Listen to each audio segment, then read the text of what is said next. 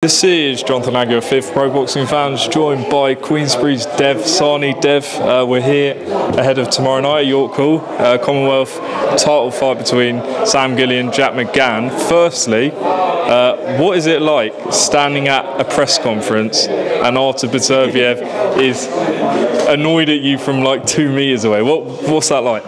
Nice to see you, Jonathan. Yeah. Listen, I don't know why. Something about you just amuses me. The way you sort of lay the foundation at the start of this interview, and then, as I say, it ends up with Dev Sahni reacts to Carl Frazer and Ben Whittaker and all that. Right, Beterbiev. Yeah, that was quite terrifying for a moment there.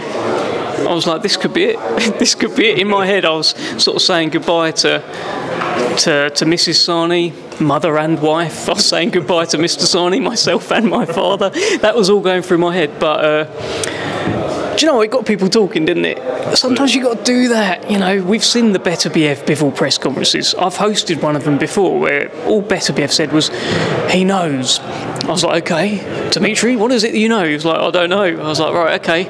Does anyone know anything up here? But getting Eddie involved, all the arrogance and all of that, it's good. Not Eddie's arrogance, the arrogance that Eddie was pointing to about Beterbiev. It was good fun, but I was terrified.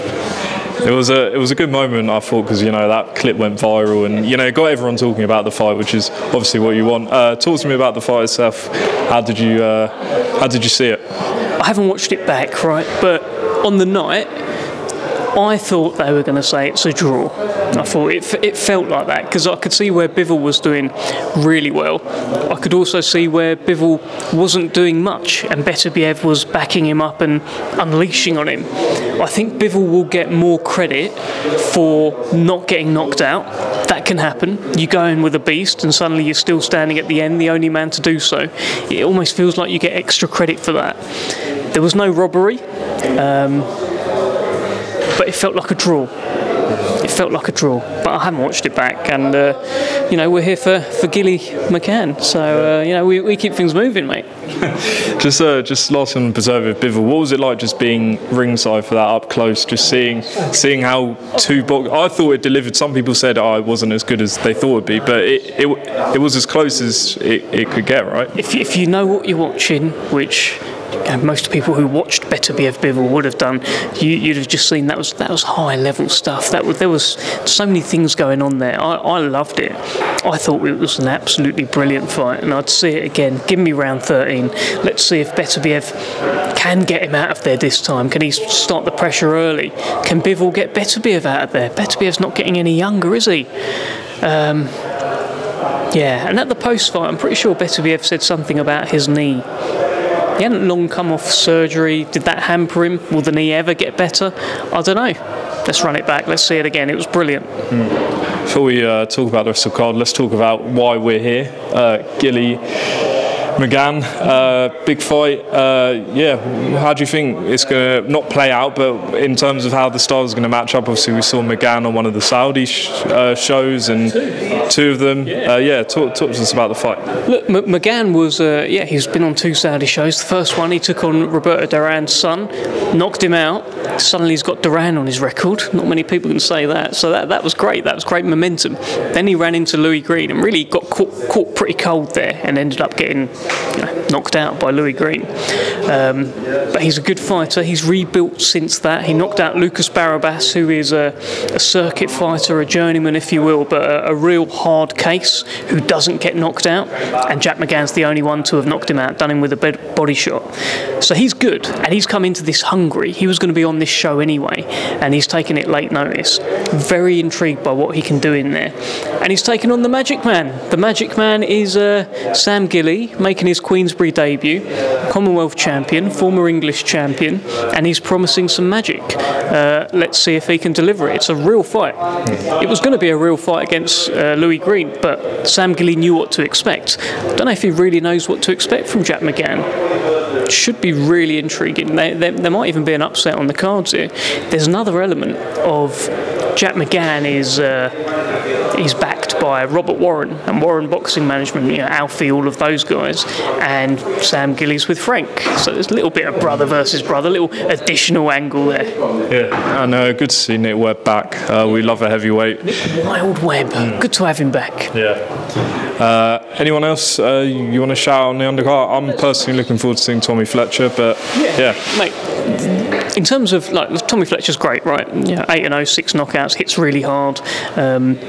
This is a proper fight because Milan Volkov's, not only has he got a brilliant nickname in the Big Bad Wolf,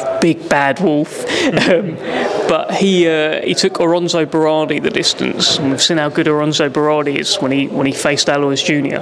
And he was good against Alonso Berardi, so it's a proper fight. It might be the toughest fight so far of Tommy Fletcher's career. It's a real deal here. So he needs to perform, and if he can make a statement, fair play. And it's the Norfolk Nightmare against the Big Bad Wolf, which I can't seem to say. The Big Bad Wolf. The Big Bad Wolf. I think it's the triple. You got about 24 hours to get it right. Oh, yeah, I've got to do this. The Big Bad Wolf. Yeah. So that's great. But also, this Courtney Bennett fight against Nick Webb, Southern Area heavyweight title, previously held by Johnny Fisher, previously held by Daniel Dubois, who's now a world champion, previously held by Julius Francis, who went on to fight Mike Tyson. It can become a real thing, and for Courtney Bennett, it could be a great scalp and a great belt on his development. He's 5-0, and I think he's jumped right in the deep end here. Nick Webb's been away a little bit, but if he's still that guy who knocked out Eric Pfeiffer not so long ago, that's a problem. It's a really good fight.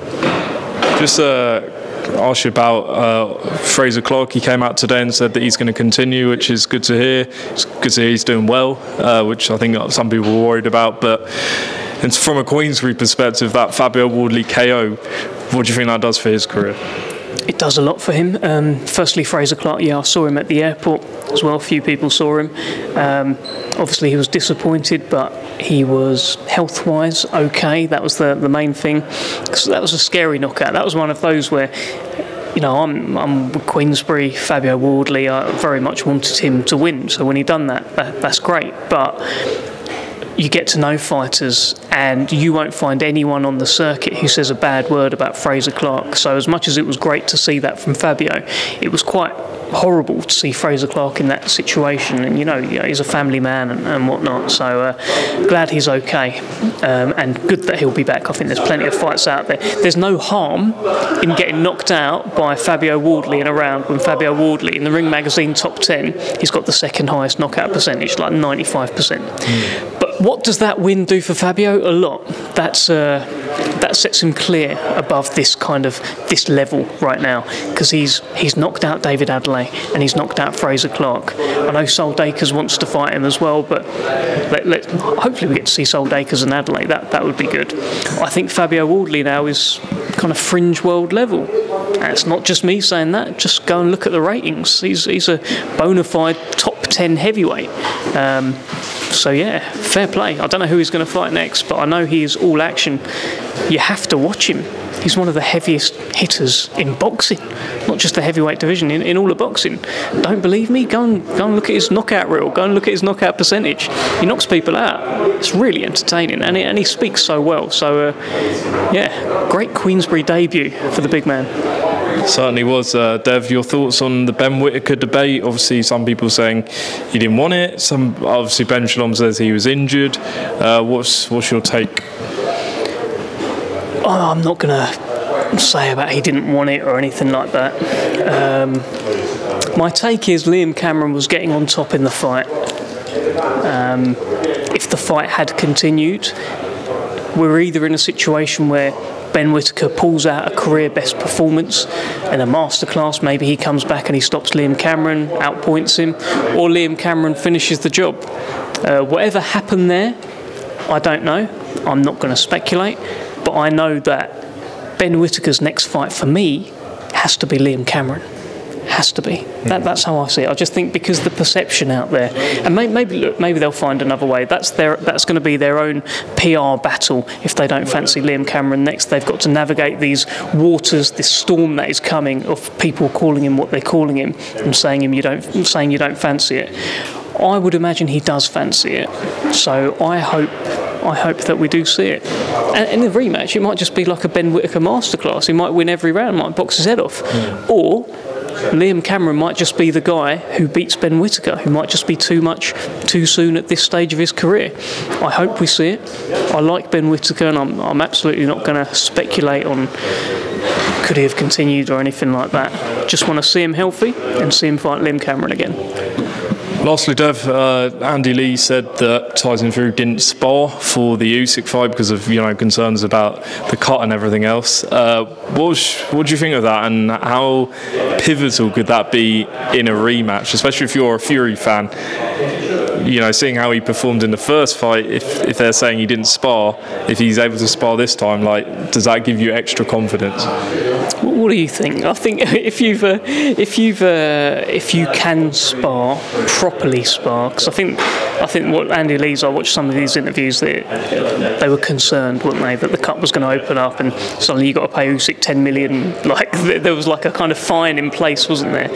So with that out of the picture, with no scar or no cut to open up, then you would think he can spar better. He already did brilliantly against Oleksandr Usyk. Some people had him winning the first fight. So an even better Tyson Fury might be able to get the job done. Usyk might be even better as well. That's the thing. You're facing a generational great here. You might be in a situation where the very, very best Tyson Fury can't beat Oleksandr Usyk. But maybe Oleksandr Usyk can't beat the very, very best Tyson Fury. What we're hearing is that maybe that wasn't the best Fury last time out. And let's bear in mind that's never been Tyson saying that. He's given Usyk all of his credit. He hasn't said anything about not sparring or anything like that. These are new stories that are coming from around the camp, and that's their choice if they want to do that. So Fury's not taking anything away from Usyk, and I look forward to the upcoming presses and then the big fight. Dev, appreciate your time. Good luck with your MC stuff tomorrow night at York Hall, and I'll speak to you soon. Speak to you soon. Good to see you.